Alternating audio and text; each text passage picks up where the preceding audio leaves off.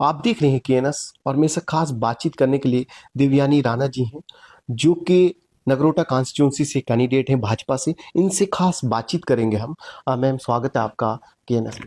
आपका बहुत बहुत धन्यवाद। मैम, किस तरीके से देखते हैं जिस तरीके से अभी कॉन्स्टिट्यूंसी में आपके अपोजिशन लीडर जो है वो माना जाता है कि एक मजबूत लीडर है, लेकिन जिस तरीके से राणा साहब ने वहाँ पे बहुत सारे काम किए थे, तो लोगों के से जा रहे हो, क्या मैनिफेस्टो जो है वो आपका है? देखिए, जब ऑपोजिशन की बात आती है तो तकरीबन 10 से ज्यादा कैंडिडेट्स ने फाइल की है अपनी नॉमिनेशन। मुझे ये लगता है कि भारत दुनिया का सबसे बड़ा डेमोक्रेसी है और जो डांस ऑफ डेमोक्रेसी जो कहा जाता है एक इलेक्शन को, तो हमें लगता है कि हम सबको अपना पक्ष पब्लिक के सामने रखना चाहिए और फिर जनता को चॉइस करने देना चाहिए कि उनको कौन लगता है कि उनकी नुमाइंदगी सबसे बेहतर कर सकता है।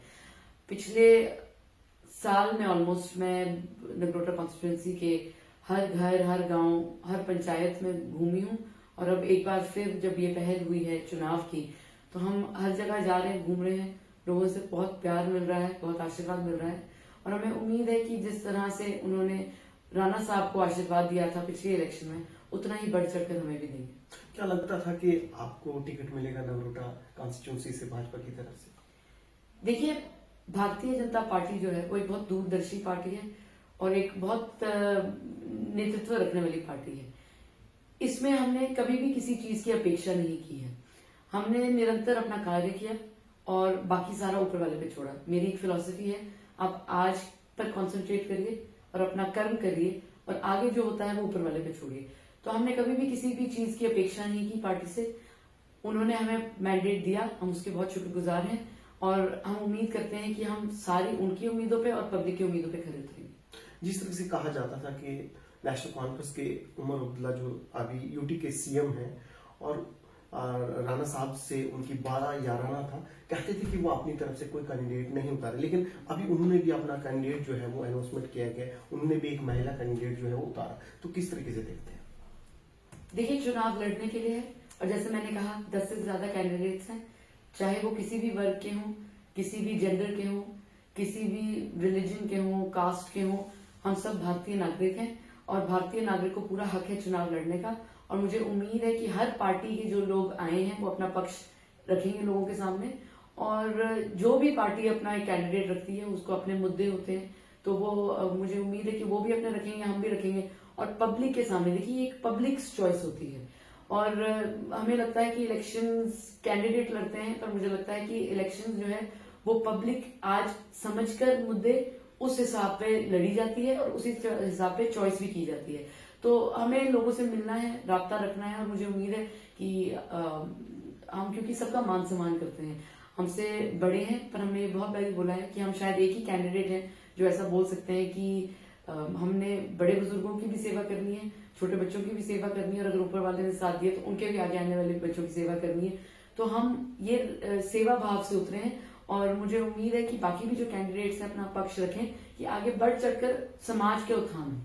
क्या लगता है आपके मेन मुद्दे क्या है इस वक्त नगरोटा कॉन्स्टिट्यूंसी के लिए, जो लोगों के बीच में आ गया, आपके मेन मुद्दे क्या है? देखिए, नगरोटा कॉन्स्टिट्यूंसी में 49 पंचायतें हैं। अब इतनी, और इसका टोपोग्राफी अगर आपको पता है बहुत वास्ट टेरेन है। एक हिस्सा अखनूर के साथ लगता है, दूसरा उधमपुर रियासी के साथ लगता है। हम तकरीबन 9 असेंबली कॉन्स्टिट्यूंसीज के साथ हमारी नेबरिंग कॉन्स्टिट्यूंसीज लगती हैं। तो एरिया हमारा बहुत स्पैन वास्ट है, टोपोग्राफी अलग अलग है और अलग अलग एरिया के अपने अपने चैलेंजेस रहते हैं। तो अगर एक जगह इंफ्रास्ट्रक्चर, खासतौर पर जब ऑपरेशन सिंदूर के बाद और जो ये इंसेसेंट रेन्स की जो स्थिति आई, उसकी वजह से अपने अपने यूनिक चैलेंजेस बन गए हैं। जहां पर बहुत बारिश हुई वहां पर लैंडस्लाइडिंग बहुत हुई है, घरों में नुकसान हुआ है, वहां एक चैलेंज है। जहां बारिश इतनी ज्यादा नहीं हुई है बट बच्चों को कोई सहूलियत चाहिए, लोगों को कोई सहूलियत चाहिए, तो एक डायनामिक अप्रोच मेरा रहता है। मुझे लगता है कि हर पंचायत में क्या उधर जरूरतें हैं, क्या उधर रिक्वायरमेंट्स हैं, तो बड़े बुजुर्गों से बात करके, वहां के लोकल लीडरशिप से बात करके आगे का रोड मैप किया है। मसले तो वही यूजुअली जो होते हैं इंफ्रास्ट्रक्चर को लेके, एजुकेशन को लेके। मैंने वेरी स्पेसिफिकली, क्योंकि मेरा बैकग्राउंड इकोनॉमिक्स में है, तो लोकल इकोनॉमीज पर वर्क किया है 11 महीने।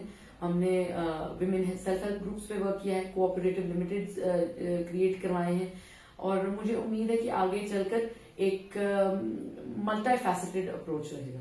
लगता है कि जो नगरोटा की जनता उनके लिए क्या मैसेज है आपकी तरफ से? देखिए, मुझे नगरोटा के हर घर ने, हर परिवार ने बहुत बहुत आशीर्वाद दिया है। उन्होंने बहुत मेरा मान सम्मान किया है। मुझे आज तक ये नहीं लगा है कि मैं किसी पराये के घर में जा रही हूँ। मुझे लग रहा है कि मैं अपने ही रिश्तेदारों के घर में जाती हूँ।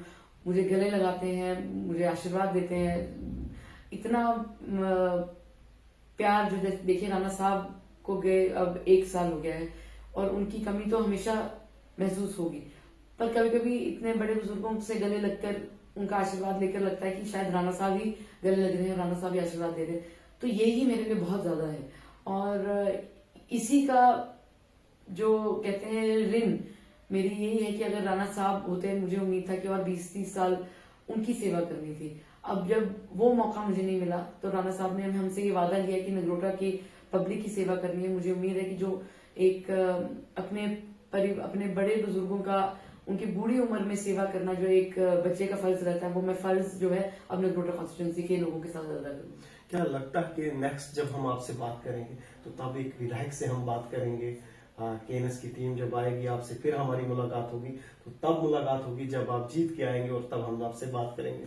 ये तो नगरोटा के हर मतदाता को 11 नवंबर को निर्णय लेना होगा और मुझे उम्मीद है कि जितना उन्होंने आशीर्वाद दे रहे हैं, जितना बढ़ चढ़कर लोग आगे आ रहे हैं, मुझे यकीन है कि पिछली बारी भी जितना स्वर्गीय श्री वीरेंद्र सिंह राणा साहब ने सबसे हाईएस्ट मार्जिन से जम्मू कश्मीर में ये सीट निकाली थी, हमें भी उम्मीद है कि हम बढ़ चढ़कर हमारे जो मतदाता है वो मतदान करेंगे और एक बार फिर जो हाईएस्ट मार्जिन वाली सीट थी वो रिटेन होगी। क्या देवेंद्र सिंह राणा जी के काम को देख के लोग वोट करेंगे?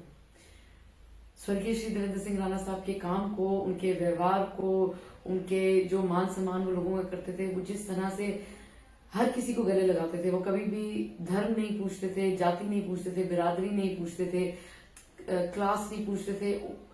उनका स्वभाव जो था वो इस तरह का था। वो हमें भी परिवार में भी कभी भी किसी को रोने नहीं देते थे और कभी भी किसी को नाराज भी नहीं होने देते थे और यही स्वभाव उन्होंने नगरोटा कॉन्स्टिट्यूंसी को अपना परिवार माना है, तो यही स्वभाव उन्होंने बाकियों के लिए भी रखा था।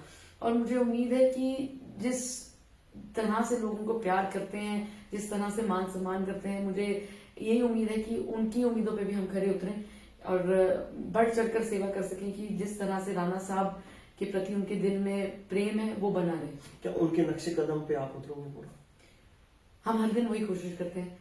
हम ये मजाक काफी बारी करते हैं कि राणा साहब सचिन तेंदुलकर हैं और हम रणजी प्लेयर हैं, तो हम पूरी कोशिश कर सकते हैं उनको, उनका मार्गदर्शन लेके उनकी तरह बनने की कोशिश कर सकते हैं, उनके मार्गदर्शन पे चलने की कोशिश कर सकते हैं। हालांकि हो सकता है हमारा स्टाइल अपना हो, जैसे राणा साहब अगर कुछ चीज एक तरह करते होंगे तो हो सकता है मैं एक दूसरे तरह से करूं। मैं कभी भी राणा साहब का वर्किंग स्टाइल नहीं देखा है। हम क्योंकि सियासत में इन्वॉल्व नहीं थे, हम अपना कार्य देखते थे, पर मुझे जितने भी बड़े बुजुर्ग मिले हैं काफी प्रशंसा उन्होंने मुझे जब आशीर्वाद दिया है तो उन्होंने एक चीज बोलते हैं कि आप बिल्कुल राणा साहब की तरह है और मेरे लिए वो सुनना ही इतनी बड़ी बात है, क्योंकि राणा साहब इतने ना सिर्फ हमारे लिए पर पूरे जम्मू के लिए, जम्मू कश्मीर के लिए और मैं आपको सच बताऊं तो पूरे भारत देश में उनके लिए इतना प्यार है, इतना सम्मान है कि अगर हमें उस नक्शे कदम पर चलकर कभी उम्र में जब आगे बढ़ेंगे उतना ही मान सम्मान या उसका फ्रैक्शन भी मिल जाए तो हम अपने आप को बहुत सफलतापूर्वक समझेंगे कि हमने कार्य किया। देखिए, भारतीय जनता पार्टी जो है विश्व की सबसे बड़ी पार्टी है। विश्व की सबसे बड़ी पार्टी बनने के लिए जो एक कर्म करना पड़ता है, जो एक हार्डवर्क करना पड़ता है, वो भारतीय जनता पार्टी ने कई वर्षों किया है, कई दशकों किया है। और मुझे लगता है कि जो योजनाएं भारतीय जनता पार्टी की है वो अनपैरेलल्ड है। उसकी इम्प्लीमेंटेशन पूरे विश्व में उसकी बात की जाती है। आयुष्मान कार्ड जिस तरह से हर वर्ग के पास है, हर जाति के पास है, हर बिरादरी के पास है, हर इंसान के पास है, और अगर आप भारतीय नागरिक हैं तो आपकी सुरक्षा और सफलता में भारतीय जनता पार्टी का योगदान है। राणा साहब स्वयं ये कहते थे कि अगर हाईएस्ट मार्जिन से नगरोटा कॉन्स्टिट्यूंसी की सीट निकली है तो वो राणा साहब की एक भारतीय जनता पार्टी के कैंडिडेट होने पर निकली है। और मुझे लगता है कि राणा साहब ने अपने आप को कभी भी भारतीय जनता पार्टी से अलग नहीं समझा था और मैं भी अपने आप को भारतीय जनता पार्टी से अलग नहीं समझती हूँ।